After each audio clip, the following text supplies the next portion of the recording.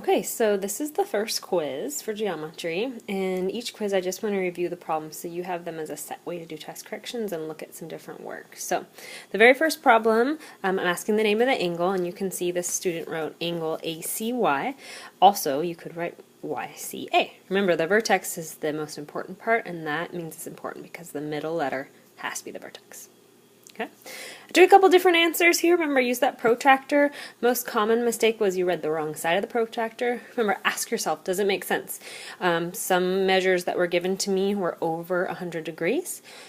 We know that has to be less than 90, so that'd be a good way to check in. To solve this problem here, for the first one, I'd start by taking this 144 and realizing this was a straight line or straight angle, meaning two things here have to add up 20 to get the 36. That's marked as a 90, so then we just use the 180 rule to get the 54. On this problem, I'd start with the 180 rule to get this, use a vertical angle rule to get this, and then move from there to use the 180 rule again. Okay. You can see her work's really detailed here. I would want it to be justified. I appreciate that she used vocab words for me, and then she also showed me the math. So that's why I chose this as an example. Okay. On the back of the quiz, I'm going to show this problem first here. Why I chose this student's work is because she used color to indicate the parts, because that's where it most often can be confusing. See this giant purple line here for the 157? That means that's the whole angle. So you can see in her equation here she equals it to 157 because that's the total.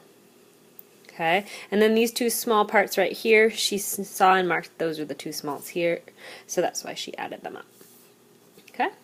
And then she did the algebra to get 8 and then plugged it back in, which she actually did not show, but I can tell she got the right answer. So let's do that together here.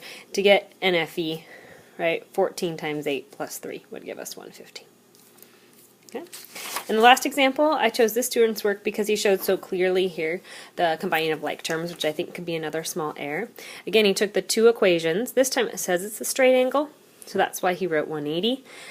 Totaled up the x's, totaled up the y. No, sorry, total up the x's, total up the plane numbers, solved, then down for x, which equaled 20. Right here, angle LOM is what it asks for, so what I appreciate here is he showed how to plug in that x. 7 times 20, because that's what he had here in that original equation, gives us 48 when you minus 92. And the name for that is supplementary. That was a really quick review of the quiz. I'd like you to be able to do those problems yourself, of course, and please come and retake it by the unit test.